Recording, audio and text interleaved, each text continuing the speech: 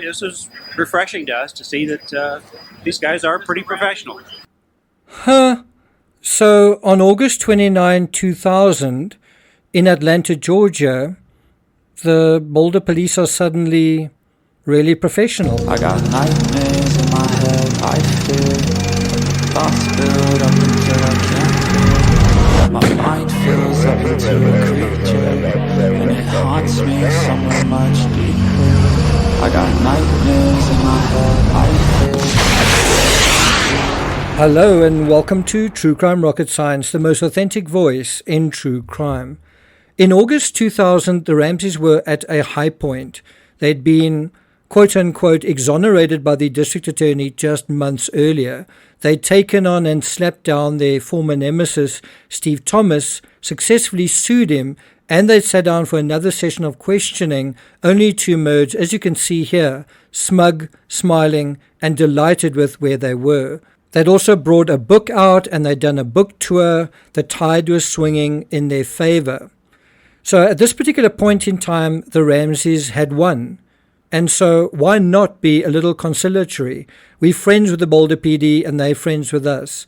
And that's why John is seemingly, or seems to be, ingratiating himself with Chief Mark Beckner and the Boulder PD. Suddenly, because they are assumed to be the good guys, including by the media, Boulder PD are also the good guys. Strange that. Think how the story changed in 2013, and then Boulder PD became the bad guys all over again. What's incredible as well is the context with which the 2000 interview with John Ramsey kicked off. The idea was the Ramseys are innocent, and so if the intruder is ever caught, what are we going to do legally? Because his defense, think about this, the best defense for the intruder. Well, let's take a step back.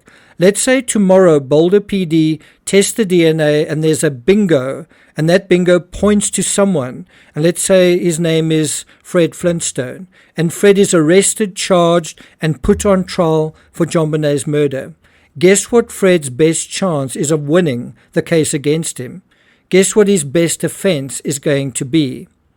It's going to be, I didn't do it, the Ramseys did it. Also, they can't prove I did it, but I can prove they did. That, in a nutshell, was literally what the interview in 2000 was about, dealing with that and the very likely defense of any intruder going to trial. Don't believe me? Well, let's take a look at literally the opening minute of John's interview on August 29, 2000 in Peachtree Street, Atlanta. Before we get to that, if you haven't subscribed to the channel, please do. By the way, I've been telling you guys for a while now that we're going to deal with the McCann case. Sorry, it has taken a little bit longer to get to, but we are going to probably get to it this weekend or Monday at the latest, so stay tuned for that. If you find this analysis worthwhile, please hit the thanks button and let's get started. So this is an excerpt from that interview with Boulder PD, people like Chief Mark Beckner present, also Michael Caine. And this is a question asked by Caine. Okay, Mr. Ramsey, we've spoken before for quite a period of time. When I first spoke with you earlier, and I think that's a reference to 1998, I explained to you that if ever there were going to be an intruder on trial, the defense is going to be that you did it. Do you remember that? John says, I remember that, but I'm not here to prove my innocence. I'm here to find the killer of my daughter. This is quite an ironic statement from John. Not here to prove my innocence? Less than 6 months prior, the Ramseys published their book, The Death of Innocence. I mean, the word innocence is in the title.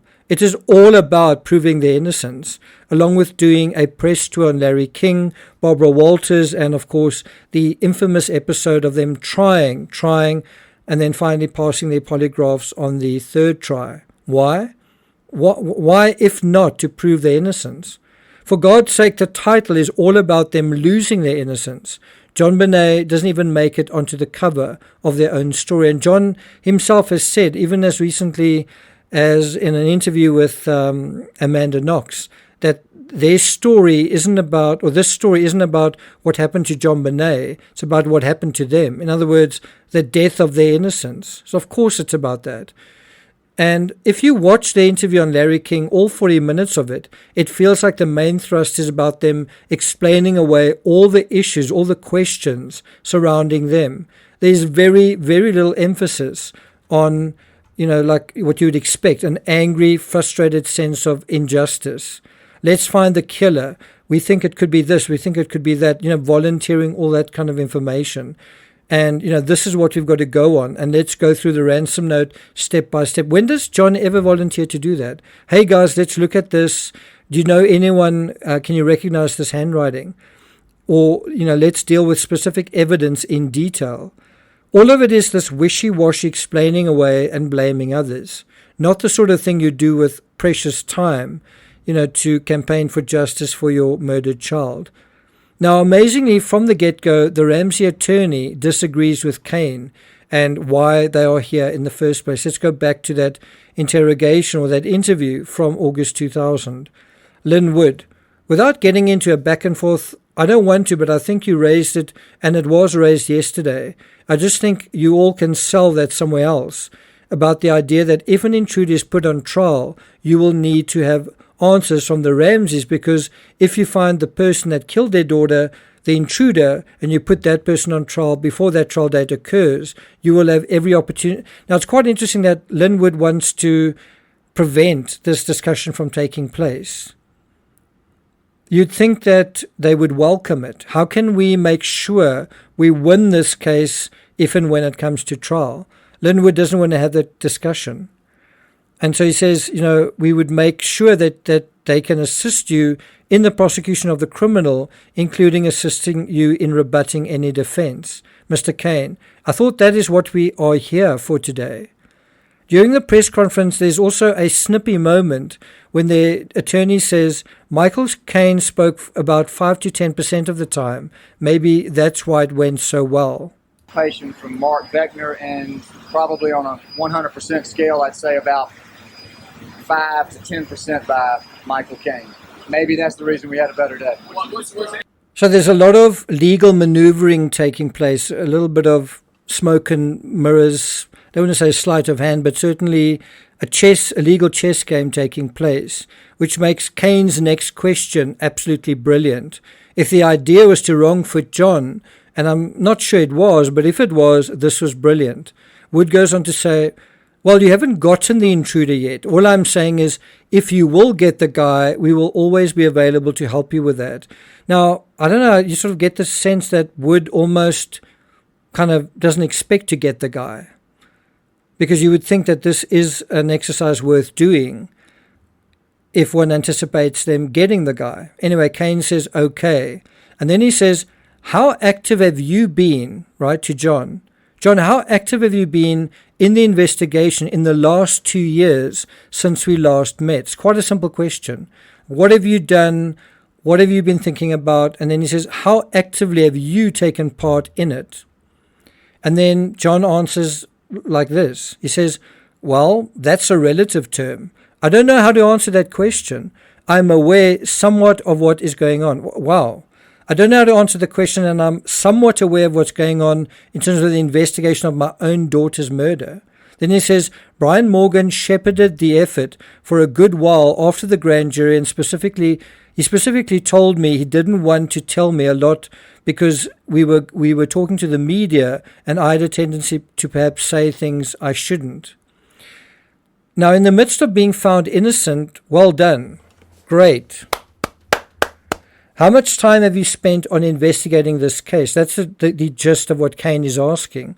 Oh, right, you spent the entire 6 months following the grand jury exoneration writing a book.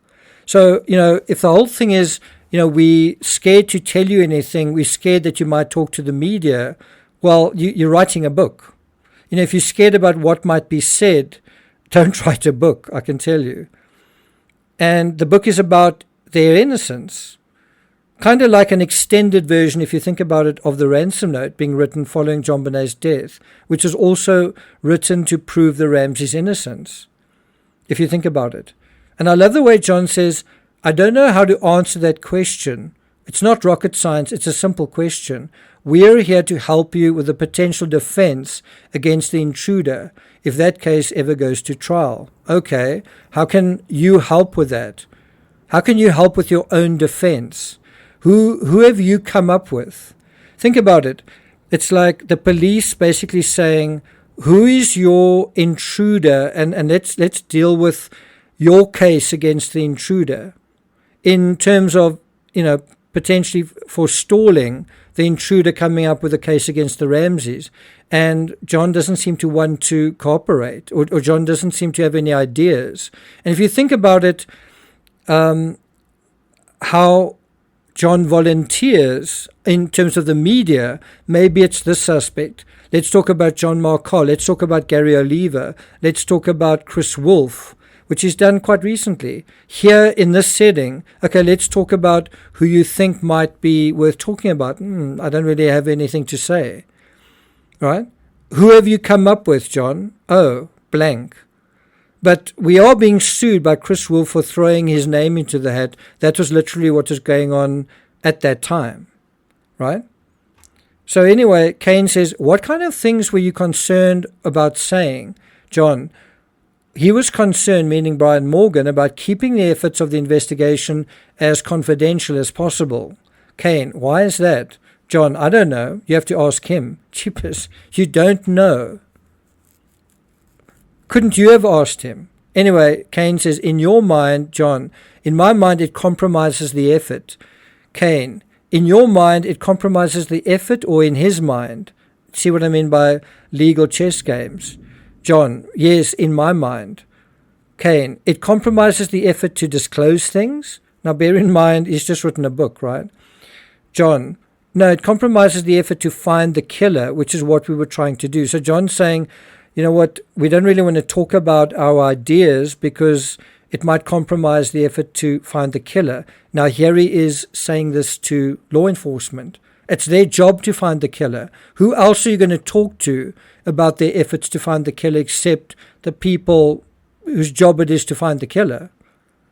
Now consider what we're dealing with here. You've got all the top dudes in the room, the chief of police, detectives, and they're saying, John, do you have any clues, any suspects, anything for us to go on? Like, you've been cleared, that's off the table.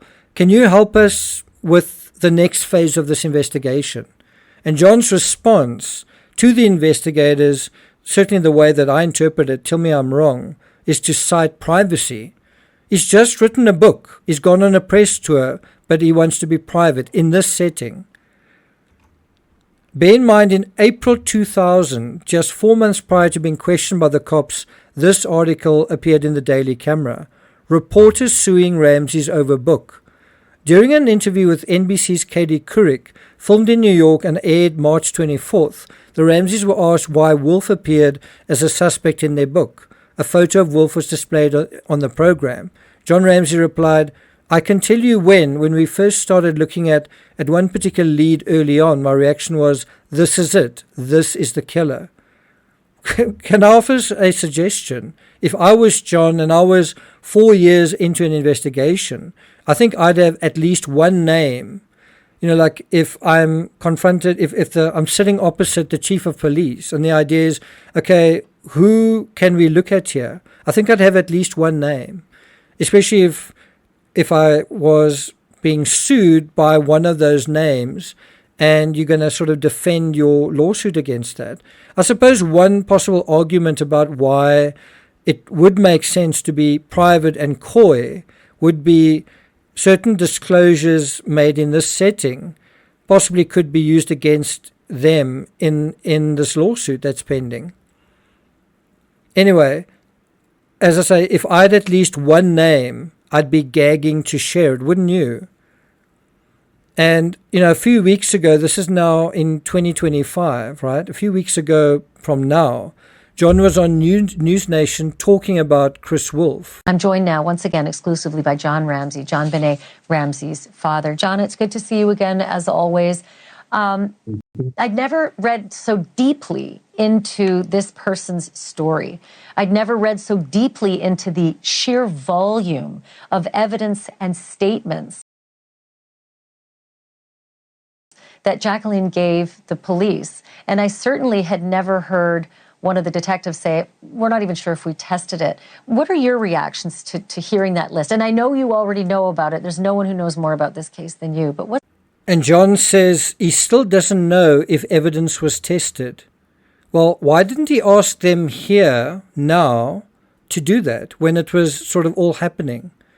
Because he mentions Chris Wolf in the book. Why not, when asked who is at the top of his list, why not say so? I mean, if you're going to think about it and talk about it in 2025 as though it's urgent and important, surely it must have been urgent and important in 2000 when they'd written about him in a book and there was a lawsuit taking place at that very time. Anyway, Kane goes on to say, what were the things that were disclosed to you? John, I think anything substantive has been turned over to you, first of all, or to the Boulder Police Department. Can you see how that's a dodge as well? And I want you to compare how he talks about this and how he talks to Banfield about evidence, specifics. So I don't know how thoroughly Chris Wolf was looked into. Normal person to me, and very her story is very consistent in terms of what she believes and what her observations were. So I don't know. John? Of course, that's not what the police thought. The police thought that her testimony wasn't reliable. So who's right about that? But the point is, if this is still bugging John 25 years later, wasn't it bugging him in 2000? Because he knew about Chris Wolf in 2000. It was very much top of his mind. So that would be an opportunity right here to say, have you spoken to Jackie? I really believe her. I find her very compelling. What do you guys think? Instead, he says, I think anything substantive has been turned over to you, first of all, or to the Boulder Police Department. Kane says, no, I understand that, but what was disclosed to you? Wood says, wait, give him. Kane says, that wasn't my question. Wood jumps in again. Doesn't matter. Let him finish saying what he was going to say. He has the right to answer. If you don't think it's responsive, then just deal with it. But John, go ahead and finish. Don't interrupt. John, I forgot the question now. Can you imagine John saying that on Larry King? I forgot what your question was. Anyway, Kane says, the question was, what was disclosed to you? It's quite a simple question. We just want to know, in terms of your own investigation, what was the intel, what's the insight that you can give us, like a baton, for us to continue the investigation? And it seems like he's got nothing. And so Kane says the question was, what was disclosed to you? And then again, Wood jumps in. And you started to say, John says, that first of all, I believe that whatever has been disclosed to me, I'm highly confident has been given to the Boulder Police Department as information. He's still not answering the question. He's not giving any specifics. He's not saying this was important information. He's simply saying, you have what we have. Basically, I've got nothing for you. Head on back to camp. Then he says, here he is getting a bit more specific. He says, we have, I know, pursued a good number of leads. Okay, specifically what? I don't know that any of them are the killer. And then cryptically he says, I don't know that one of them is not the killer. So he's not really making it any easy. He's not saying, you know what, the person that stands out to me is X. Then he says, they are interesting leads. Do you note the generic tones he's speaking in?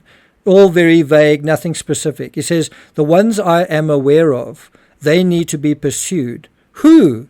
We are pursuing them. Who? To the best of our ability as a private citizen.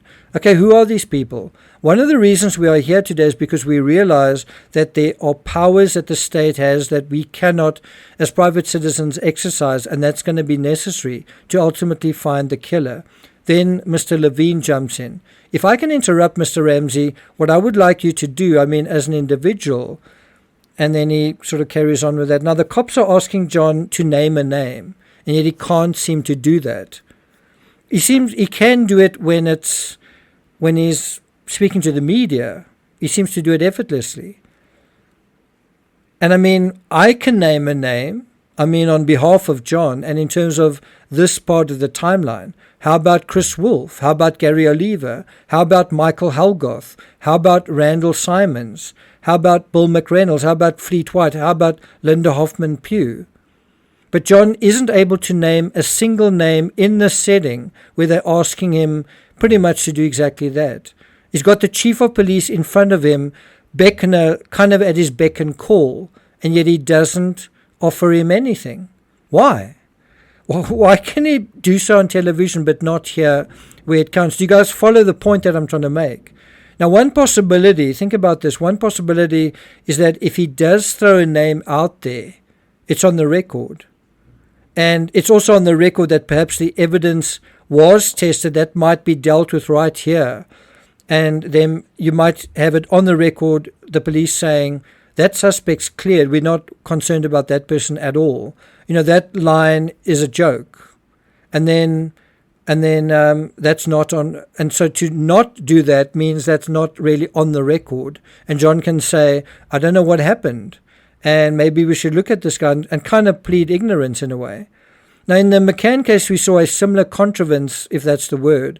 When the McCanns were controlling the narrative, they were only too happy to suggest clues and angles and suspects. What about this person? What about that one? Think about Tannerman and sightings in Morocco and the shutters that were jemmied open, all of which proved to be dubious. But as soon as evidence was fielded that cut a little close to home, that didn't come from them, that they were sort of asked to explain, well, that's it. We can't talk about this because it's an active investigation. Jerry at one point even walked out of an interview. Now, I mean, on Larry King in March and in their book, there's no end to the Ramseys offering ideas on the Phantom Killer that they want the police to look for, even if they themselves can't. And think about this. Team Ramsey comes into being. Once the Ramseys are victorious, apparently anyway, and the grand jury investigation is behind them, does Team Ramsey still need to be there? But hang on, don't they also need to investigate the murder of JONBENET? It's not just protecting their clients. Aren't they also there to investigate the murder of JONBENET? Now, if you remember, John Douglas's sole job, certainly as I understand it, seemed to be to assess the case and pronounce John Ramsey innocent, which he did. And then? Can you see how it seems to be more about absolving the Ramseys than about solving the case? So when John says, I'm not here to prove my innocence, is that a reasonable statement given the broader context? Now, I'm not going to take it further than that. By the way, are there any followers of the Ramsey case here that would like my analysis of the McCann case? You do know I wrote half as many books on that case, also visited Praia de Luz, like I visited Boulder. And as it happens, did you know there's also a Netflix series on the McCann case that's in many ways similar to the Netflix series on JONBENET? You'd really want to take out your notebook and note some of these similarities as they occur to you. It's apologia through and through. It's a defense of the parents and then gravitating to maybe it's this pedophile abductor, no, maybe it's that one. All against the background of a botched investigation and the cops being unprofessional and the cops unfairly targeting the parents from the first minute of day one. Interestingly, the McCanns also invited the entire Tupper 7. That was almost a version of the Fernies and the Whites and a pastor. And I think there was even a pastor that came to speak to the McCanns. Anyway, into the crime scene. And, I mean, that made the Ramseys' contamination of the crime scene look like a picnic. Anyway, if anyone wants me to review the Netflix series The Disappearance of Madeleine McCann, I do suggest you go and watch it, do a sort of a refresher course on that. And then all the while, what we're going to do is try and link and highlight the relevant intertextualities with the Ramsey case. So we're going to interrogate the McCann case via the filter of the Ramsey case from the perspective, from what we know, what we've just dealt with now with the Ramsey case. I mean, for example, what was the ransom note in the McCann case? Can anyone answer that question? Well, we're going to answer it in this upcoming analysis. We'll deal with that kind of through April. For the Ramsey case diehards, who wants me to do a more thorough statement analysis of John and Patsy's 2000 interview with the cops, let me know in the comments. Thank you for listening. Have a great weekend, and I'll see you guys next time.